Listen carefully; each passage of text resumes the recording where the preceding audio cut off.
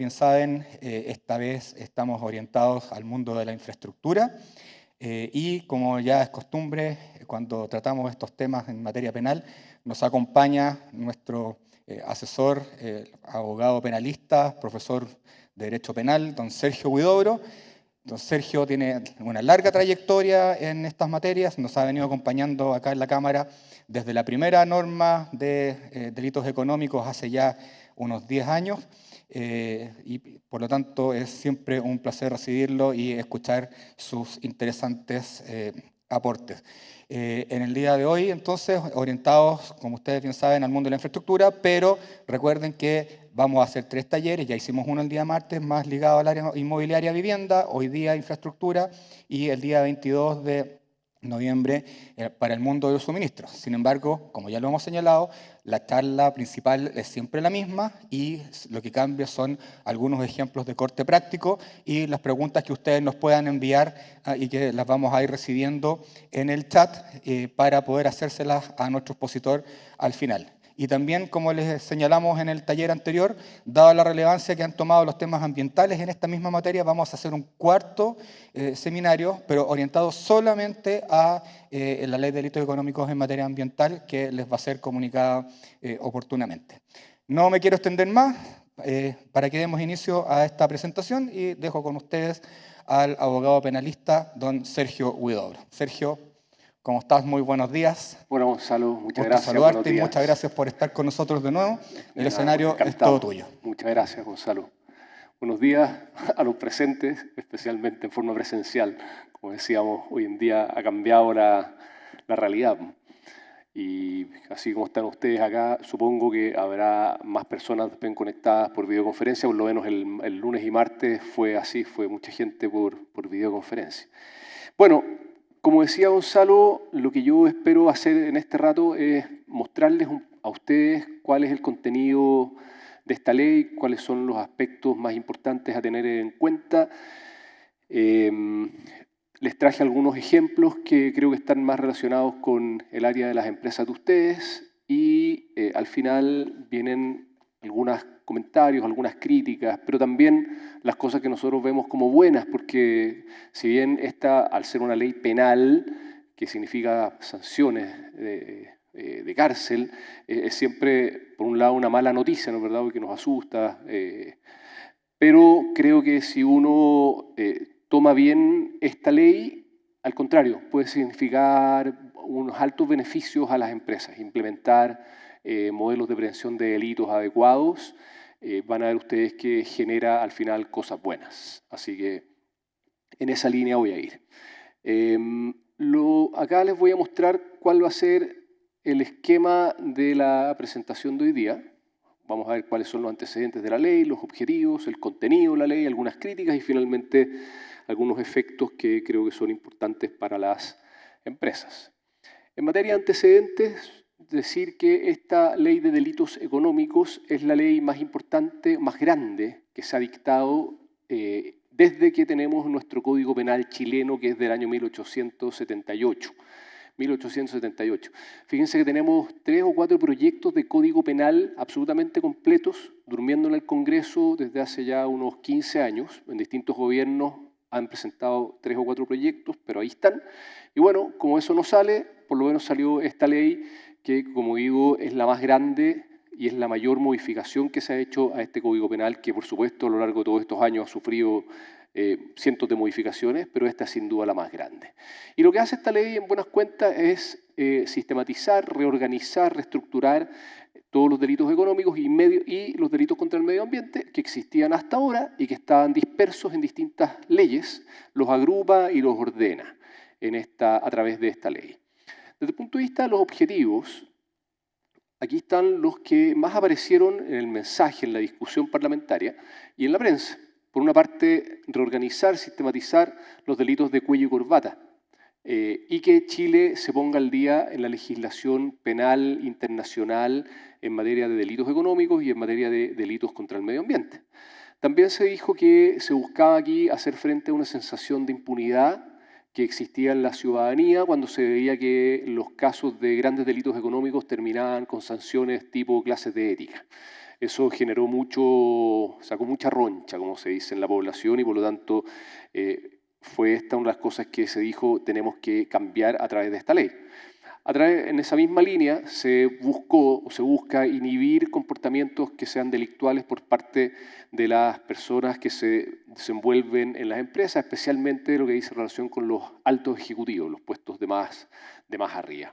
Y finalmente también como objetivo se tuvo reforzar los modelos de prevención de delitos que existen en Chile desde que se dictó la ley de responsabilidad penal de las personas jurídicas, cosa que ocurrió el año 2009 y que poco a poco y paulatinamente han ido aumentando en importancia. Esta ley dice, mire, a partir de ahora estos modelos de prevención van a tener que tener estas características para que sirvan como eximentes de responsabilidad penal. Acá está, a continuación, entonces, ¿cuál es el contenido general? Hay varios aspectos de esta ley que son importantes y a los cuales me voy a ir refiriendo. En primer lugar, esta ley crea un régimen paralelo, un sistema especial en materia de penas, de determinación de penas sustitutivas y una serie de otros aspectos respecto de estos delitos que se consideran económicos y que son alrededor de 230 delitos. Que se los voy a mostrar después, no todos uno por uno, por supuesto, pero les voy a hacer una muestra general. Son aproximadamente 230 delitos que se pueden considerar económicos y si es que el delito se considera económico, bueno, va a estar regido por una serie de reglas especiales para este tipo de delitos y que vamos a comentar. También esta ley creó algunos delitos nuevos. La verdad es que de estos 230 delitos que aparecen ahí, la gran mayoría ya estaban en nuestra legislación. Por lo tanto, no es correcto, también he oído por ahí decir que esta ley trae cualquier cantidad de nuevos delitos. No, la verdad es que son pocos los delitos nuevos, la gran mayoría ya está. Y algunos de los nuevos delitos los menciono ahí, la revelación del secreto profesional y comercial, que ha generado harta preocupación en las sociedades anónimas, los acuerdos abusivos en directorio de sociedades anónimas, aprovechándose de la posición dominante que tienen los mayoritarios y perjudicando a los minoritarios. Ha generado mucha preocupación, insisto, porque se está viendo que puede generar algún tipo de sistema de chantaje por parte de accionistas minoritarios que ahora cada vez que se adopte una decisión que no les guste tengan abierta la posibilidad de presentar una querella criminal diciendo que se ha cometido este delito. Después tenemos la explotación laboral, la explotación habitacional, que son delitos que se crearon pensando especialmente en los inmigrantes. Explotación laboral, lo que dice relación con cobrar arrendamientos muy caros a inmigrantes que no tienen otra opción. Explotación laboral, pagar remuneraciones inferiores al sueldo mínimo, ahí les voy a traer un ejemplo más adelante. Fraudes con tarjetas, en fin, son algunos de los delitos nuevos que se crean con esta ley. También esta ley modificó algunos delitos que teníamos, por ejemplo el delito de estafa, que es un delito que usamos reiteradamente los abogados y que tenía una tipificación, como se dice en derecho penal, una narración que era muy anticuada. Esta ley la actualizó, lo modernizó. También modificó delitos en materia concursal, la alteración de precios. En el delito, por ejemplo, de entrega de información falsa al mercado, que está regulado en la Ley de Mercado de Valores, hizo una modificación en el sentido que amplió a las personas que pueden cometer este delito. Antiguamente estaba reservado más bien para los auditores, en el delito que estoy pensando. Ahora se amplía y se dice que también los directores, gerentes, administradores o ejecutivos principales pueden ser autores de este delito. También está generando mucha preocupación en, por supuesto, ese tipo de personas.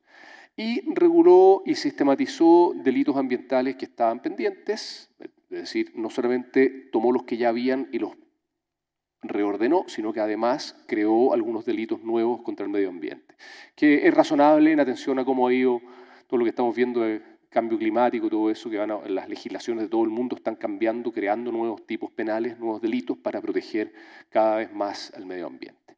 También esta ley amplió los delitos base de la responsabilidad penal de las personas jurídicas.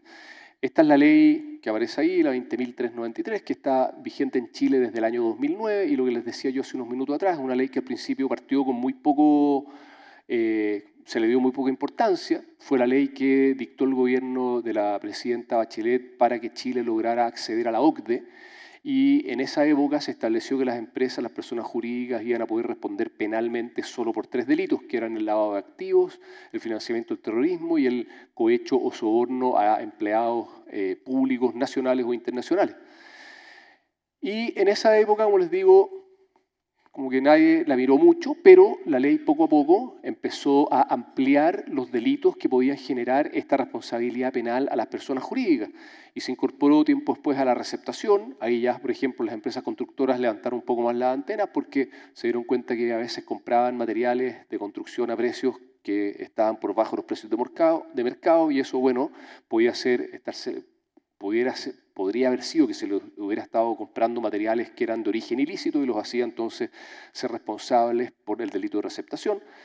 Después se incorporaron varios otros delitos, el soborno entre privados, la negociación incompatible, la administración desleal, en fin. Después se metió el hurto de madera, la trata de personas y finalmente el año pasado se incorporaron los nuevos delitos informáticos. Nosotros teníamos una ley penal en materia de delitos informáticos que era del año 93, que tenía 3 delitos solamente, y el año pasado se dictó una nueva ley de delitos informáticos que actualizó todo eso y estableció 8 nuevos delitos, y esos 8 nuevos delitos también se incorporaron al catálogo de los delitos por los cuales podía responder penalmente una persona jurídica. Y con eso resultó que el año pasado entonces ya habíamos pasado de los 3 delitos que originalmente podían generar responsabilidad penal a una persona jurídica a aproximadamente 35. Y eso también había generado que las empresas poco a poco, a medida que iba pasando el tiempo y se iban dando cuenta de esto, bueno, empezaron a tomarse el tema más en serio, porque además se empezaron a enterar de que el Ministerio Público estaba iniciando juicios en contra de empresas por algunos de estos delitos y empezaron entonces a crear sus modelos de prevención de delitos. Partieron quizás las empresas, las transnacionales que tenían filiales en Chile, porque esto a nivel internacional está mucho más adelantado que nosotros. Y yo me acuerdo de Estados Unidos alguna vez hace unos 8 años atrás haciendo un curso en que los reglamentos de las empresas de allá prohibían a esas empresas hacer negocios con empresas extranjeras que no tuvieran sus mismos estándares en materia de compliance, de cumplimiento penal.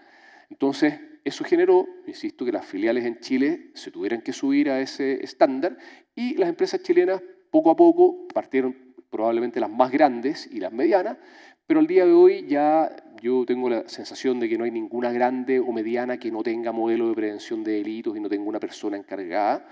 Y con esta nueva ley, que pasamos de estos 35 aproximadamente que llevábamos a más de 230 delitos, bueno, ya se torna absolutamente imprescindible tener que contar con un modelo de prevención para poder eximirse de la sanción penal a la empresa, que son sanciones, por lo demás, que van desde la disolución de la empresa hasta multas altísimas en cantidades que ya les voy a mostrar. También esta ley amplió la clase de personas jurídicas que pueden responder penalmente. Más adelante les voy a mostrar cuáles son las que habían antes y cuáles son las nuevas. Y también estableció deberes de prevención a las empresas más intensas que las que teníamos hasta ahora. Y bueno, este es otro de los grandes temas de esta ley. Establece penas efectivas. Por penas efectivas quiero decir penas realmente de cárcel.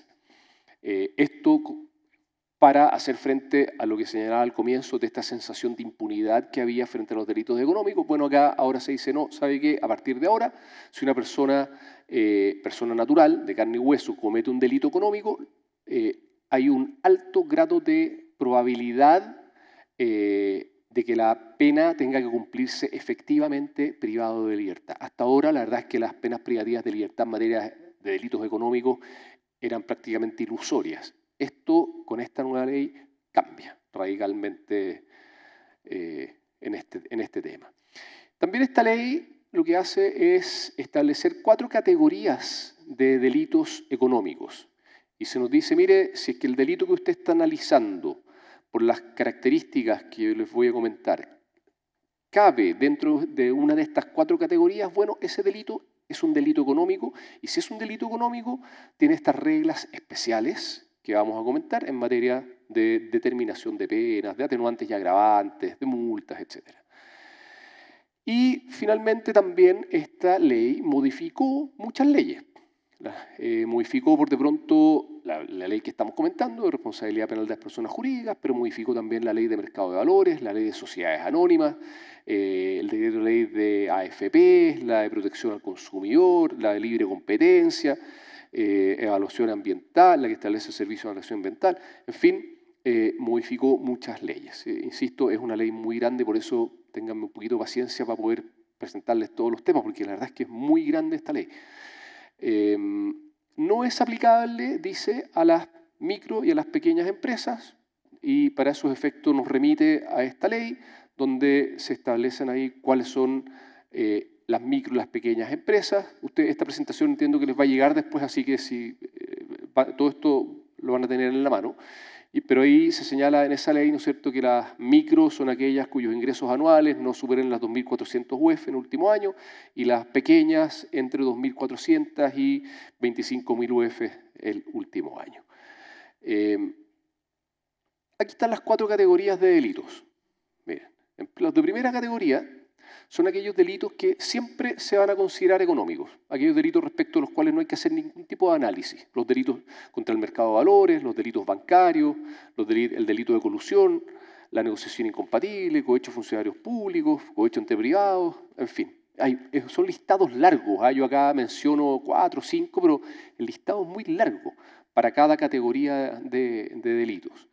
Después, los de segunda categoría son aquellos delitos que van a ser considerados económicos cuando sean cometidos por una persona natural que tenga algún cargo o alguna posición en una persona jurídica, o cuando el delito le genere algún tipo de beneficio a la persona jurídica. Si se cumple cualquiera de esos 2 requisitos, el delito se transforma además en un delito económico. Que se transforme un delito normal en un delito económico significa, como hemos dicho, que va a tener ciertas características, ciertas reglas en materia de penas, de determinación de penas, en fin, reglas que son más duras que las penas para un delito que no es económico.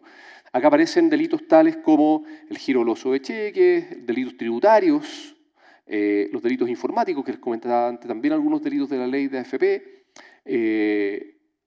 que ha generado también mucha preocupación que dice relación con los accidentes laborales que causen lesiones o muertes, porque ahora se dice que en ese tipo de casos se podría configurar un cuasi delito, es decir, un delito que no se comete con dolo, no se comete con intención, pero sí por culpa, por negligencia, por falta de cuidado, cuando la empresa no haya tomado las medidas preventivas adecuadas. Y esto en la práctica entonces debería significar que cuando se produzcan este tipo de accidentes ya no solamente se va a tener que enfrentar la típica demanda laboral de indemnización de perjuicios, ¿no es verdad?, sino que además lo más probable es que empiecen a llegar querellas criminales en contra de los representantes de la empresa y en contra de la empresa, aludiendo o argumentando que el accidente se produjo porque no se había tomado las medidas preventivas adecuadas. Y esa querella criminal, por mucho que sea por un cuasi delito, los cuasi delitos tienen sanciones penales más bajas que los delitos, pero ya habiendo una querella criminal hay un juicio penal que sin duda que se va a prestar, creo yo, lamentablemente para presiones, para forzar negociaciones. Y esperamos ahí que no ocurra lo que a veces hemos visto o tenemos la sensación de que muchas veces ocurre en los tribunales laborales, en que cuando se producen accidentes del trabajo hay algunos jueces que les da lo mismo las medidas de seguridad que haya implementado la empresa. Ellos dicen, no, acá si se produjo un accidente significa que todas sus medidas de seguridad son malas, así que usted responde. Eso nos ha tocado verlo nosotros en algunas opiniones de jueces laborales. Esperamos que aquí no ocurra lo mismo, porque sería un delito económico, un cuasi delito, porque no hay dolo, sino que culpa, pero cuasi delito económico, y por tanto con todas estas reglas especiales. Y también, bueno, están dentro de esta segunda categoría los delitos contra el medio ambiente, a los cuales ya me voy a referir un poco más adelante con un poquito más de detenimiento. Después tenemos los delitos de tercera categoría, que son aquellos que se van a considerar económicos cuando sean delitos que son cometidos por funcionarios públicos, pero en el delito además haya intervenido alguna persona que tenga algún puesto o algún cargo en una empresa, o cuando ese delito cometido por el funcionario público le genere algún tipo de beneficio a la empresa.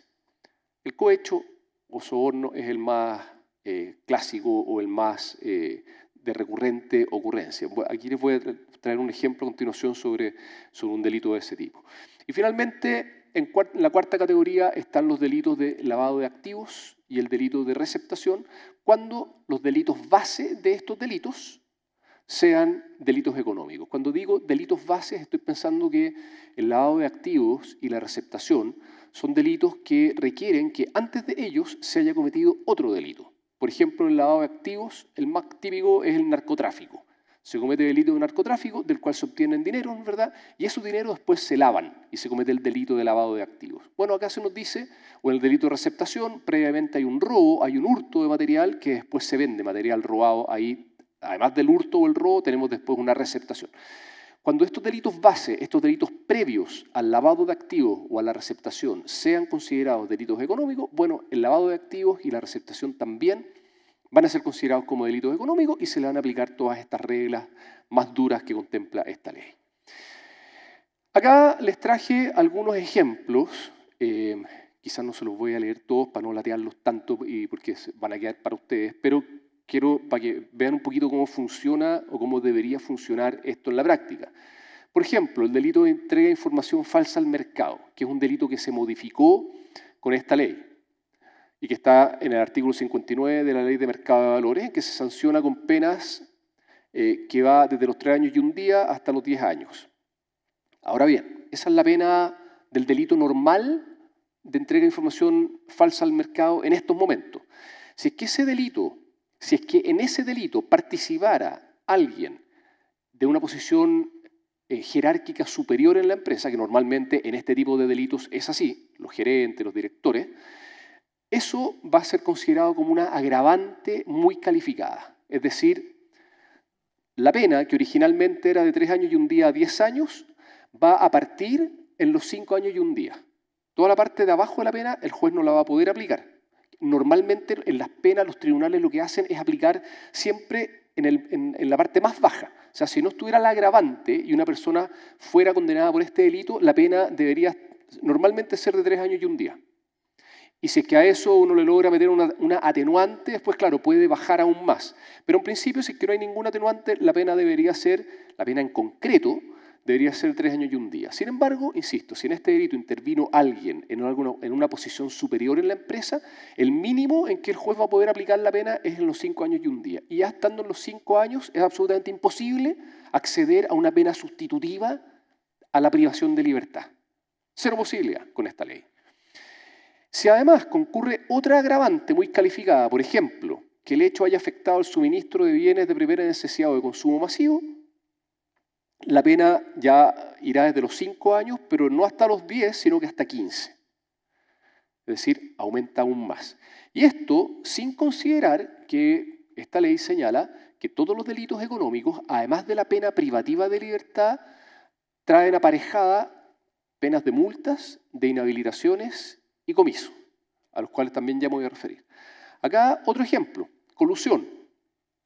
Colusión, casos que hemos visto, ¿no es verdad?, ya muchas veces estos últimos años. El que celebre, ordene celebrar, ejecute o organice un acuerdo que involucre a dos o más competidores entre sí para fijar precios de venta, en fin, ahí está las distintas hipótesis de colusión. Y las penas son las mismas que en el caso anterior y por lo tanto se puede hacer el mismo cálculo de cómo aumentarían las penas en una colusión. Entre paréntesis, la pena de colusión en este minuto está establecida solamente para las personas naturales. Para las personas jurídicas está suspendida la sanción penal por el delito de colusión hasta que se dicten un par de leyes que están pendientes. Pero para las personas naturales que participen en el delito son estos que están allá. Después, un par de ejemplos más. El delito del artículo 134 de la Ley de Sociedades Anónimas, en que ahora se sanciona a los directores, gerentes, administradores, ejecutivos principales de una sociedad anónima, que en la memoria, ahí les pongo, después voy a hacer una referencia a esta norma de la CMF, en la memoria, balances u otros documentos destinados a los socios, a terceros, a la administración, exigidos por ley o por la reglamentación legal, que deban reflejar la situación legal, económica y financiera de la sociedad, dieren o aprobaren dar información falsa sobre aspectos relevantes para reconocer el patrimonio y la situación financiera y jurídica de la sociedad.